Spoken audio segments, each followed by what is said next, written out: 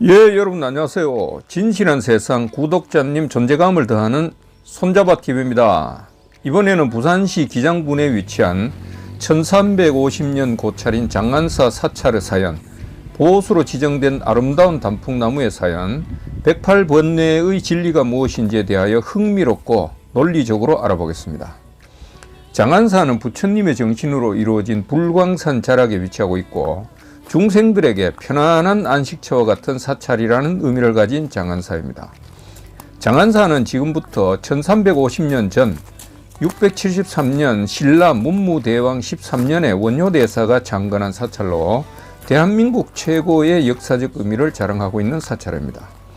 1350년 전 원효대사가 창건할 당시에 사찰의 이름은 쌍계사였는데 1809년 신라 예장왕, 신라 예장왕은 신라 40대 왕인데 연도로는 800년에서 809년에 왕위에 있었습니다.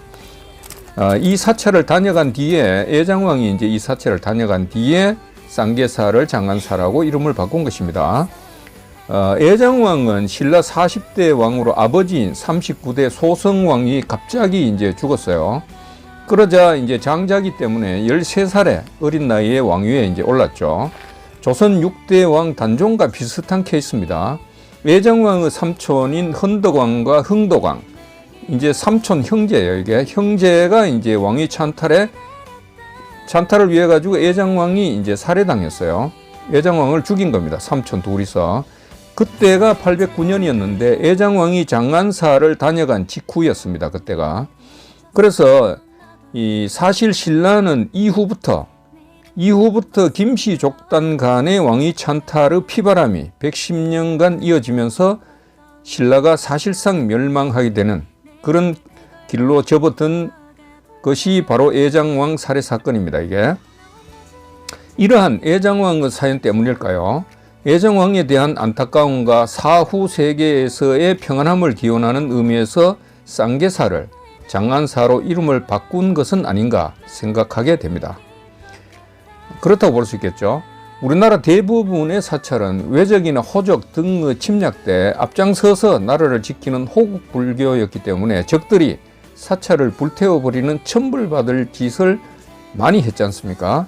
장안사 역시 건축물들이 불에 타버렸고 이후 중창, 중건 등 재건의 과정을 거치며 오늘에 이르고 있는 것입니다. 장안사 대웅전으로 향하는 마당 우측에 보면은 인간이 표현할 수 없는 고귀한 아름다움을 수백 년 동안 자랑하고 있는 나무가 있어요. 이 나무가 보호수로 지정된 단풍나무 중에 단풍나무입니다. 아주 멋진 단풍나무.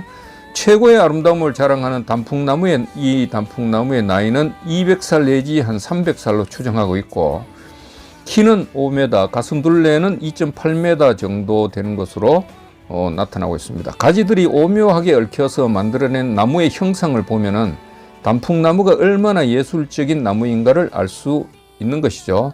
이처럼 얽힌 나무 가지의 수는 몇 개나 될까? 너무 궁금합니다. 잠깐 3초 관심. 아직 손잡아TV 구독을 안 누르셨다면 구독, 알림 부탁드립니다. 구독은 당연히 무료죠. 구독 눌러가지고 구독자 여러분 손해 될 거 하나도 없습니다. 제가 분명히 도움을 드립니다. 3초 관심 감사합니다. 제가 이 단풍나무 가지의 수가 몇 개일까 궁금해서 환산을 해봤습니다.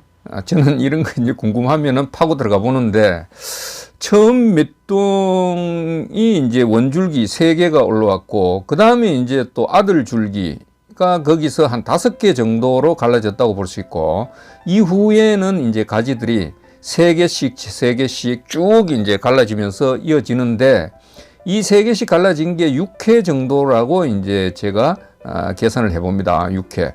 그러면은 이걸 계산하면은 3 곱하기 5에다가 3의 6승을 한 것을 곱하는데 그러면은 1900개가 됩니다. 1900개의 가지.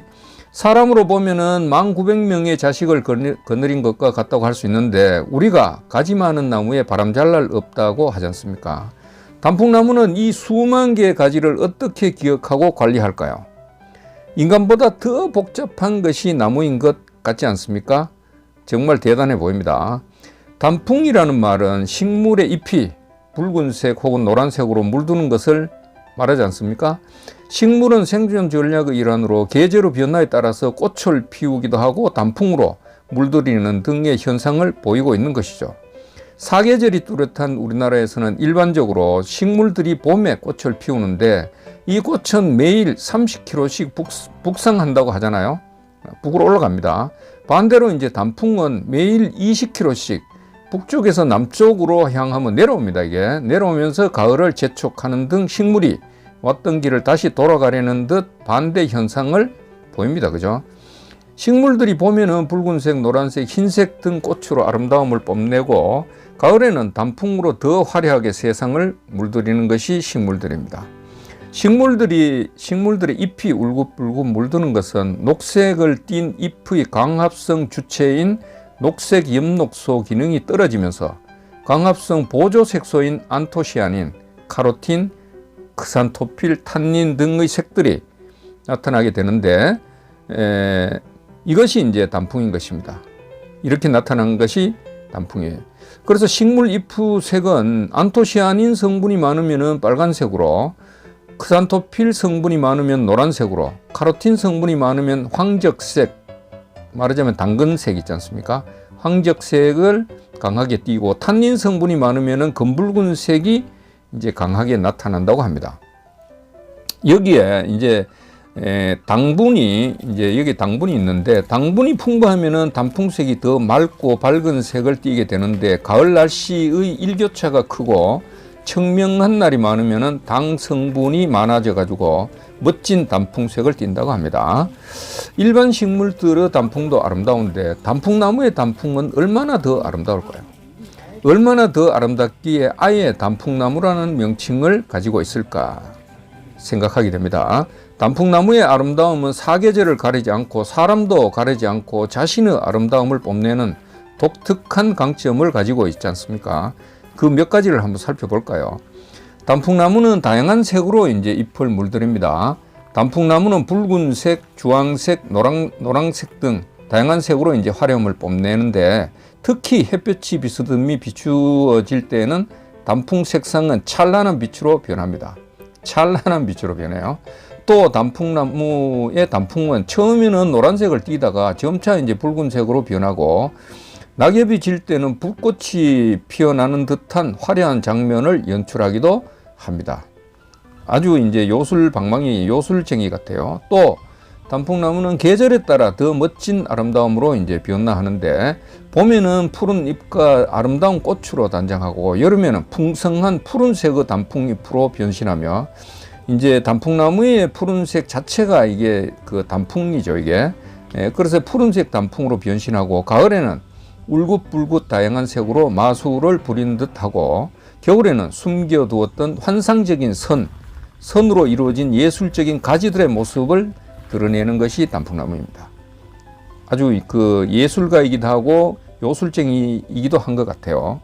또 눈으로 보이는 아름다움뿐만 아니라 단풍나무는 달콤하고 귀한 설탕도 생산하는 그런 나무입니다. 캐나다 국기의 무늬가 단풍나무 잎이죠. 그렇죠? 단풍나무에서 설탕을 이제 얻었고 그 다음에 울긋불긋 화려하면서 아름다움을 얻는 등 고마운 나무이기 때문에 단풍나무가 국가를 대표하는 그런 나무로 상징하고 있는 것입니다. 또 단풍나무는 정의를 위해 환생한 나무라고도 전해집니다.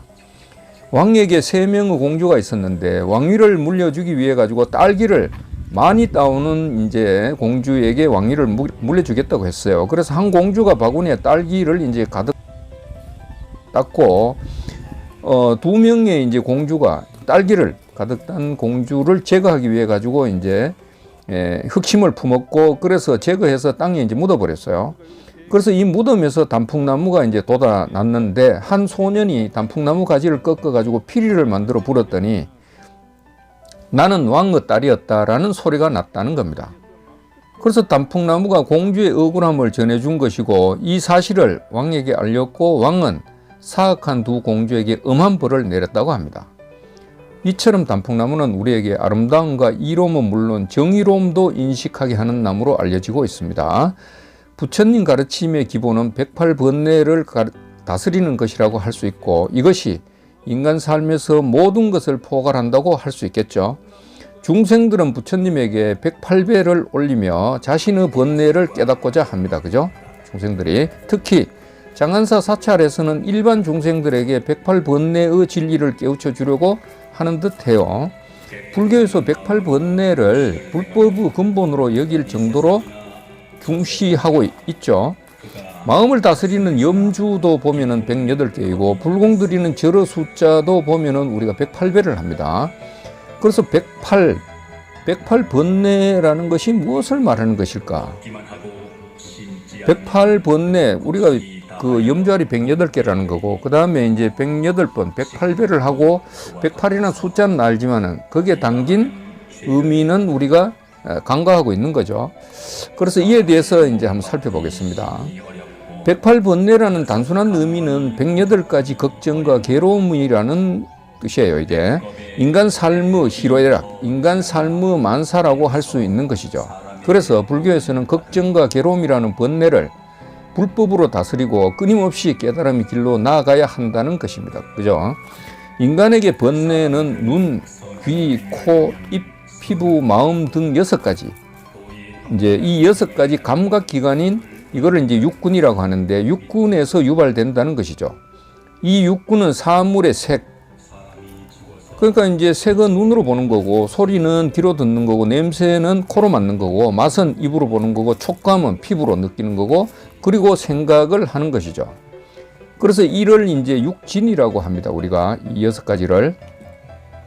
그래서 이 육진이라는 6가지는 사람에게 1차적으로 냄새가 뭐 고소하고 좋다 이렇게 느낄 수 있는 거고, 아니면은 어떤 이 쾌쾌하다든지 그러면은 나쁘다고 느낄 수 있는 거고, 그렇지 않고 그냥 일반 공기면은 뭐 느낌이 없겠죠. 그래서 이제 모든 게 보는 것도 듣는 것도 맛도 이 3가지로 이제 나타나는 거고, 그 다음에 이 3가지는 2차적으로 좋다는 것은 즐거움으로, 나쁘다는 것은 괴로움으로 인식하게 되는 거죠. 평범하다는 것은 뭐 어떤 그 관심에서 멀어지는 거죠. 그래서 이 3가지로 다시 2차적으로 나타난다는 것입니다. 예를 들어 볼까요? 눈에 보이는 것이 반가운 사람이면 좋다는 것이죠. 그래서 나아가서는 즐거움으로 이어질 것이고, 반갑지 않으면 불편해지겠죠. 그래서 즐겁지 못하다고 이제 인식하게 되겠죠. 그리고 평범한 것은 이제 관심에서 뭐 멀어지겠죠.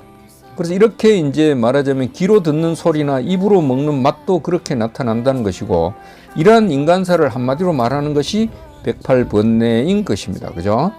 그리고 이런 감정은 과거, 현재, 미래로도 이어지기 때문에 이 3차원의 시제로 나타난다는 것입니다. 시제로.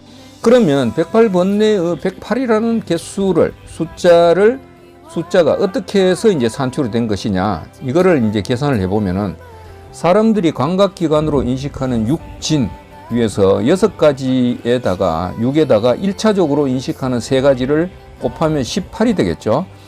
이 18은 과거, 현재, 미래로도 나타나기 때문에 3을 다시 곱하면 54가 됩니다. 2차적으로 인식하는 3가지도 이제 육진에 이제 6을 곱하면 18이 되고, 이 18도 과거, 현재, 미래의 3가지 형태로 나타나기 때문에 54가 되겠죠. 3을 곱하면. 그러면 54와 54를 더하면은 108이라는 숫자가 만들어집니다. 그래서 이 108번뇌라는 의미는 이것을 두고 한 말이라고 할 수 있습니다. 물론 이제 이 사람이 살아가는 데는 더 복잡하게 나타나겠지만은 이것을 다스리면은 만사를 해결을 할 수 있다고 볼 수 있는 거죠. 그런데 잠깐 3초 관심, 구독, 좋아요 꾹, 홀드핸즈 TV, 좋아요 TV 감사합니다. 인간들은 걱정과 근심을 덜어내고 깨달음을 얻기 위해 부처님께 108배 절을 올리기도 하고 108개 염주를 마음에 담는 노력도 하고 있죠. 108개 염주알은